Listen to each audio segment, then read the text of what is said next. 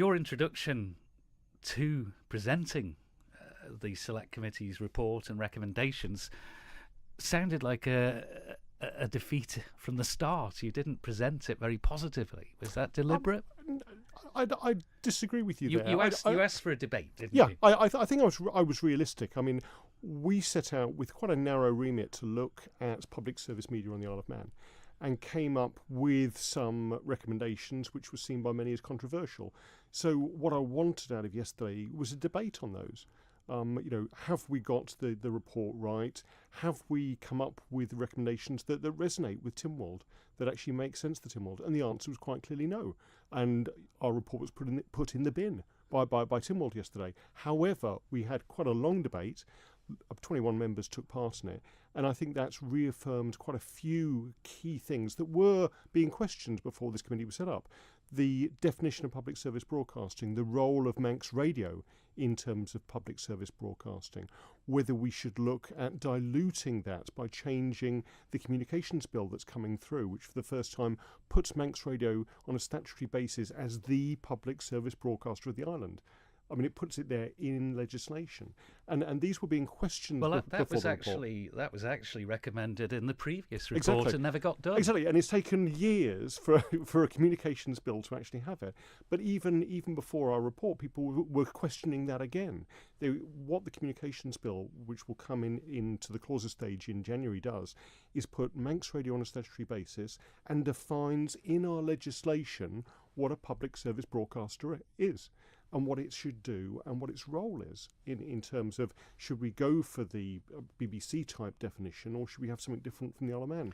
That debate was done yesterday, and that now hopefully we can move on to bring in that legislation without rehashing some of those old opinions. So I'd like to think that my introduction was more realistic rather than defeatist, but that's up for other people's interpretation. But I was realistic that we published the report. We'd had a lot of criticism of it. We'd obviously hadn't got the backing of the House to look into some of our recommendations. They were thrown out as a whole. But people did pick up on some of the ideas behind the report. And again, can I just pick up on one of those? Yep. The advertising side. Yes. You got hammered by the chair of the Office for Fair Trading. Absolutely, yep. Because there were assumptions in the report. Yeah, what we did. It sounded like it was other radio stations putting their claim in to have some of the pot.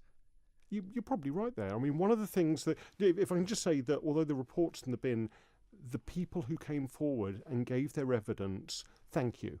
And that's Manx Radio, that's other broadcasters, that's other people in media on the Isle of Man. I mean, we've got organisations like Jeff the Mongoose. We've got some really creative people on this island, and they came to the committee and gave us some evidence. And part of that evidence was we had a number of people saying that they thought the advertising that Manx Radio offer was subverting the market, was being done below cost. But isn't this like somebody buying a house on the TT course and then complaining when the roads are closed? It is, but some of those accusations become myths and start resonating and get a momentum behind them and come to haunt people like yourself who are trying to work in a business. So what we did was got the Audit Office of Treasury in. They said, actually, there's no evidence for this. You're comparing apples and pears. No, we can't find any evidence for this. We then thought, well, look, we've still got these people who are making accusations.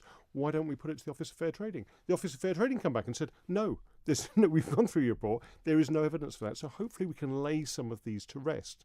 Again, I will stand by the report, obviously, because I spent a lot of time on it, a lot of effort on it. My job was to bring that to Tynwald, for Tynwald to debate it. That debate's happened, and hopefully what we can do now is move on, because one of the things that came through with the Manx Radio presentation to Tynwald members was a real acceptance that there was some problems, there was some difficulties, but let's sort them out, let's air them, and let's draw a line. My regret from yesterday is that we've actually got to come back to Tynwald in January to actually get the pen out and draw that line. but hopefully we And can... it was brought forward a month, wasn't it? Yeah. So you could bring other legislation through. Yeah. So it's delayed everything. Well, it hasn't delayed the communications bill, to be honest with you. The communications bill, for a lot of people, seems a bit irrelevant, but it's a really important bit of legislation for the island to bring our laws up to date, not only for broadcasting, but also for telecoms. And that's incredibly important when we've got a telecom strategy where we're looking for fibre across the island, when we're looking for far more interactive services. The two go together, because obviously one of the things, Manx Radio, I've got a camera pointing towards me now, and some of the debate yesterday was about that, the changing landscape of media, and actually how you adapt to that. Well, there isn't such a thing as just a radio station or just a newspaper or anything in Yeah, media and- now. and- You have to be multimedia. You do, because people, I mean, again, from the report, one of the things that always struck me is content is king. People want that news. They want that opinion. And they will access it in lots of different ways that we can't determine. If they're in the car, they'll have the radio on. If they're at home, they might have the computer on. If they're on the bus, they'll have their phone. They'll access it in lots of different ways. And so that the role of media has changed. And what Manx Radio is doing and what other people are doing on the island is testing that, is seeing what's the best way of actually providing that content in different ways, because people now don't sit down with a paper and read a page article. They'll click on a link and they'll want video with it as well. So it's how you deal with that as well. You've been seen by many as a rising star in Manx politics, the way you got the abortion bill through and into legislation. Yet yesterday, people said this is one of the worst reports that's ever been presented in Tynwald. Yeah, and I'm sorry about that. I mean, again, I didn't take any of those criticisms personally. I'm here to do a job. I was voted on to this committee to do a job, and I actually chose to be chair of it, partly for the experience. I'm not sure I'm a rising star, but I'm certainly learning a lot of this job, and it's a continual process of learning. Yes, I as chair got a bit of a kicking yesterday. That's fine. That's what we're there for. That's what Tynwald is there for. People have criticised us for being too chummy and agreeing too much. There was agreement yesterday that people rejected the report, but hopefully by triggering that debate, we can now move forward. We've laid some of the myths to rest. We in terms of Tynwald have agreed on definition of public service broadcasting, have unanimously agreed in terms of support for Manx Radio as the public service broadcaster of the island, and that's where the money should go. So you won't be putting yourself forward for the next select committee into Manx Radio, which was widely muted as well. Yeah, and again, another one. And I actually didn't put myself forward for this one. I had to go through Hansard to see who'd nominated me, and it's Ray Harmer, so he's not going to get a Christmas card from me this year. But I mean, one of the aspects that came up was we need to sort this out. We need to draw that line. This is apparently the 13th report. Unlucky for some, okay, but it's the 13th report. Why? Why are we constantly rehashing things again and again?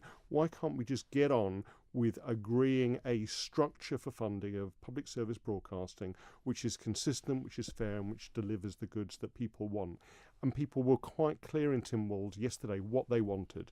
They wanted, information. They wanted entertainment. They wanted news from a body that they could trust, and they saw that as Manx Radio.